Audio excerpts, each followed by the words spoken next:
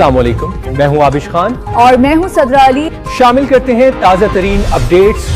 خبر شامل کرتے ہیں رضا اکرم مغل سے۔ Deputy inspector general police region Mirpur Kamran Ali کی زیر صدارت D I G office Mirpur میں آئی ٹی پروجیکٹس کے حوالے سے اہم میٹنگ کا انعقاد کیا گیا۔ ریجن میرپور کے تینوں اضلاع میرپور، بھمبر اور کوٹلی سے پولیس ٹیکنیکل برانچ کے افسران اور اہلکاران نے شرکت کی۔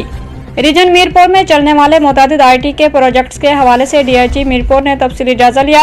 ڈی آئی جی میرپور نے آئی ٹی پروجیکٹس پر مامور جملہ ٹیکنیکل سٹاف کو ہدایت دی کہ پولیس کے جاریہ تمام آئی ٹی پروجیکٹس اور دیگر ڈیجیٹل سسٹم کی پروگریس کو دور جدید کے تقاضوں کے مطابق مربوط بنایا جائے اور آئی ٹی کے پروجیکٹس کو مزید اپڈیٹ اپ گریڈ کرنے کے حوالے سے بھی تفصیلی بات کی گئی۔